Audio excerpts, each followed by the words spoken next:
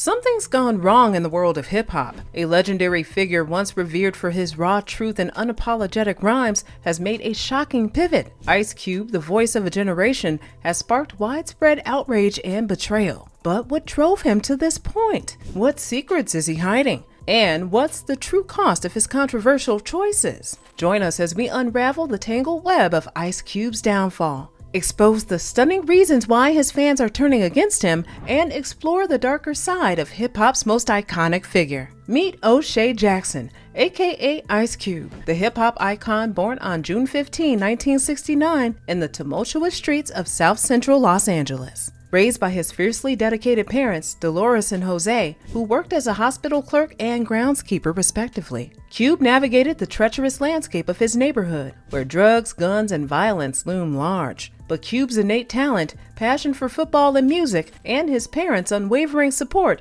set him on a path to greatness. When he was in his teens, his parents shipped him off to a suburban high school. Cube's eyes were open to a world beyond the grit and grime of his hometown. He saw the stark contrast between his two worlds and wondered why the devastation in South Central wasn't sparking more outrage. As friends fell victim to the streets, Cube vowed to create a better life. He honed his skills in music, teaming up with Dr. Dre and NWA to revolutionize rap with their unapologetic, hard-hitting sound. But Cube's departure from NWA marked the beginning of an incredible solo journey, with critically acclaimed albums and collaborations with legends like David Bowie. And then Hollywood came calling. With breakout roles in Boys in the Hood, Friday, and Barbershop, Cube cemented his status as a movie star. From the streets of South Central to the bright lights of Tinseltown, Ice Cube's life has been a wild ride. Have you ever wondered how he got the moniker Ice Cube? Ice Cube's iconic stage name was born from a playful yet chilling threat made by his older brother Clyde. As kids, Clyde jokingly warned his little brother that he'd be tossed into the freezer until he turned into an actual ice cube. The name stuck, and the rest is hip-hop history. Who knew a sibling's teasing jab would become the moniker of one of rap's most enduring legends? However, Ice Cube's journey from a troubled youth to hip-hop royalty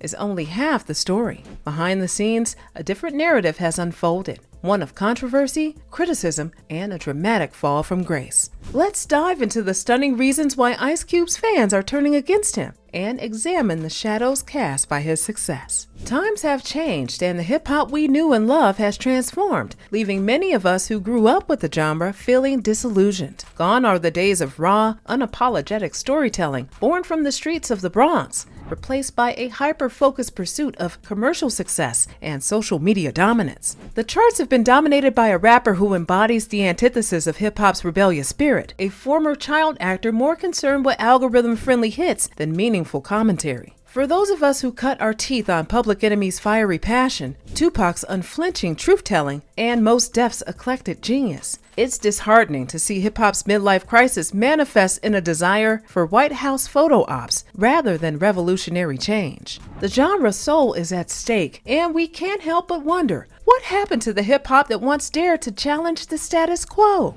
Ice Cube, once a beacon of hip-hop's rebellious spirit, has left fans stunned and disillusioned. Instead of upholding the genre's tradition of speaking truth to power, Cube has seemingly sold out to the highest bidder. A scathing critique published in Defector last summer on hip-hop's 50th anniversary called out Cube for his shocking about-face. The author, Jason England, didn't mince words. The same rapper who once warned us about the dangers of being a sellout is now cozying up to Steve Bannon, the embodiment of white supremacy and notoriously known for his anti-Semitic views. It is a jarring transformation for the artist who once railed against systemic racism and is now in bed with the very forces he once condemned. Ice Cube, the iconic rapper, has undergone a transformation that's left many of us scratching our heads. Gone is the Jerry Curl kid who spun vivid tales of life in the ghetto and challenged black folks to question the American system. Now, we're left wondering if O'Shea Jackson, aka Ice Cube, still has his finger on the pulse of the black community. His recent collaborations with controversial figures like Carlson and Rogan raise eyebrows. Would a true advocate for black people in hip-hop culture cozy up to those who perpetuate harmful ideologies?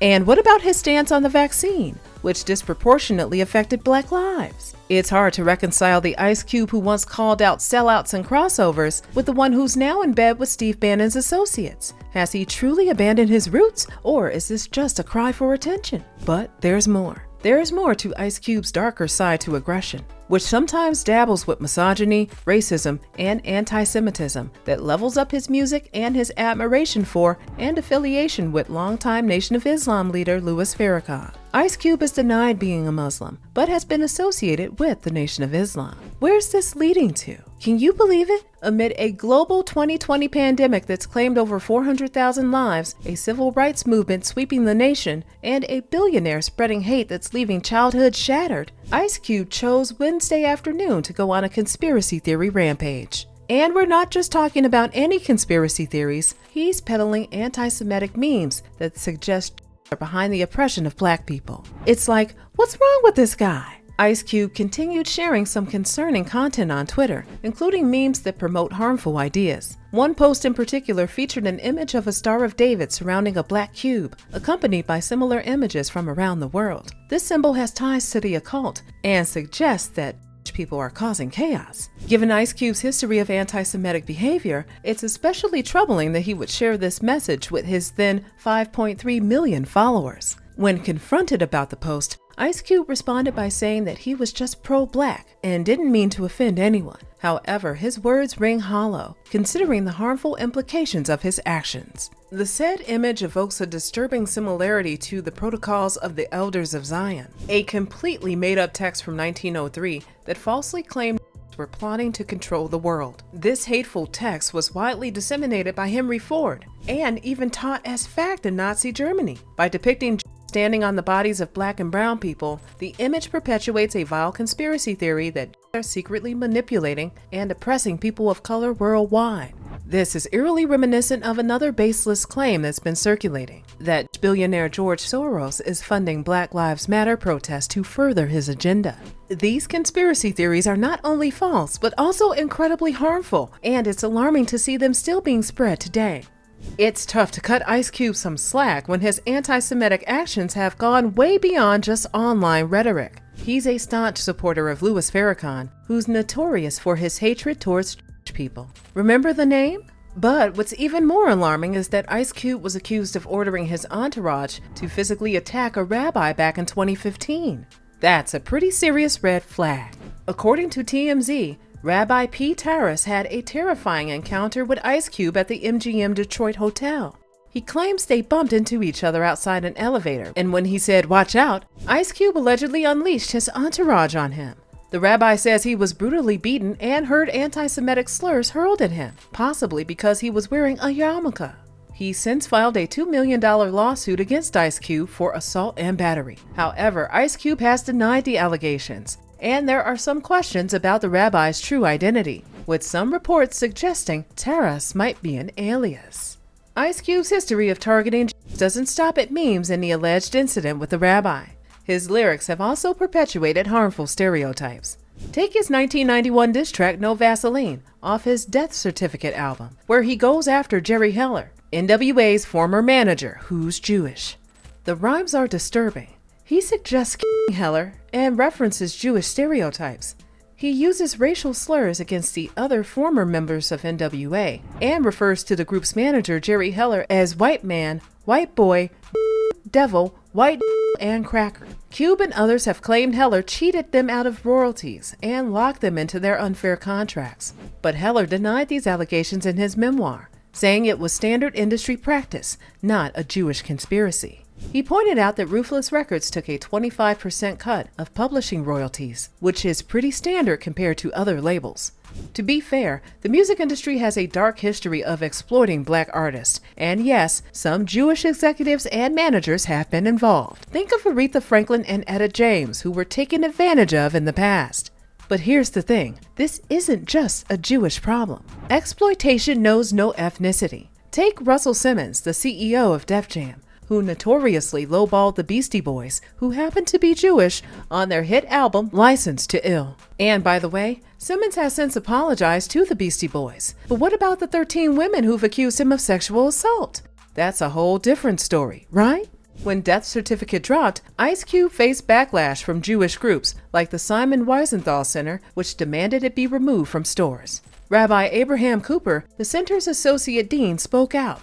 "I know artists say their music reflects reality, But this record is dangerous. Ice Cube is advocating violence against other ethnic minorities, and given the climate of bigotry in the 1990s, we consider this material a real threat.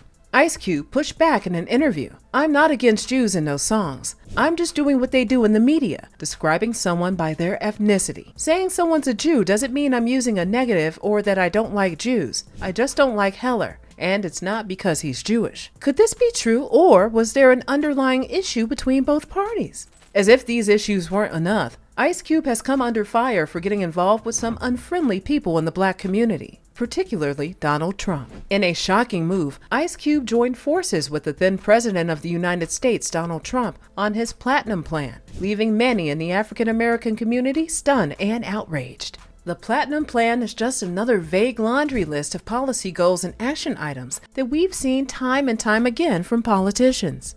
What's particularly galling is that it includes a slew of initiatives that Trump could have easily tackled during his first term if he had cared about the Black community. Instead, it feels like a belated attempt to win over Black voters with unfulfilled promises. The rapper had been promoting his contract with Black America, a plan to boost economic opportunities for Black people, and wanted the Trump administration's support. Trump, eager to chip away at Joe Biden's Black voter base, trusted he saw an opportunity too good to pass up. In a secret meeting near the White House, Ice Cube presented his 13-point plan to Trump's senior advisors, including Kushner. While they didn't agree on everything, the White House eventually adopted Ice Cube's main demand, a $500 billion investment in the Black community. But when the Trump campaign announced Ice Cube's involvement, Black commentators erupted in anger. "He's being used," cried Teray, while Roxanne Gay asked, "How did the guy from NWA become MAGA?" Ice Cube had also reached out to Biden's campaign, but they seemed less committed, telling him they'd have a seat at the table if Biden won. So, Ice Cube went with Trump, saying he'd take support from anyone, regardless of party. The unlikely collaboration left many wondering what had brought the rapper and the president together. As it turned out, Ice Cube had been watching the Democratic National Convention and felt they lacked a clear plan for Black America. He wanted action, not empty promises. The backlash was fierce, but Ice Cube stood firm, believing his plan could make a real difference. The question on everyone's mind: had he made a deal with the devil to get it done? On October 11, Ice Cube set the record straight. He wasn't endorsing either Biden or Trump, but he did have some harsh words for Democrats, saying they'd failed to deliver a solid plan for African Americans. On the other hand, he gave Trump credit for listening to his ideas and revising his proposal. Ice Cube admitted he'd been under pressure from all sides, with many people upset that he wasn't jumping on the bandwagon with either candidate, especially Biden and Harris. But then, Trump's advisor Katrina Pearson revealed that Ice Cube had helped shape the administration's plan. This left many of his fans stunned, especially since he'd once vowed never to endorse Trump and had even called him out in his song Arrest the President. When someone accused him of working with the dark side, Ice Cube fired back, saying that Black people need to work with whoever can get things done for them.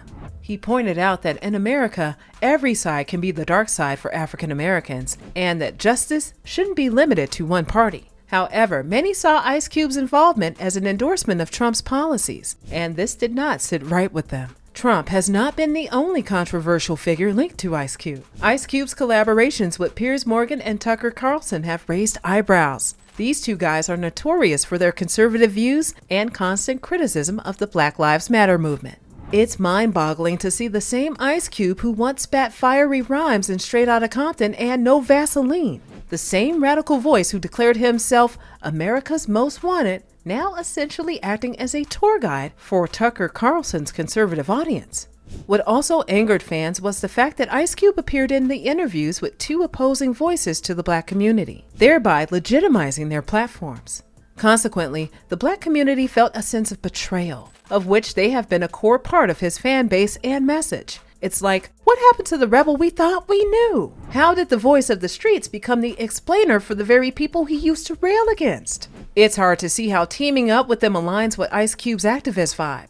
It's like he's playing both sides, and that's confusing and frustrating for fans who expect more from him. Moving on, after years of butting heads with Warner Brothers, Ice Cube is thrilled to share that his beloved Friday franchise is finally getting a new lease on life. But there's an uh-oh moment.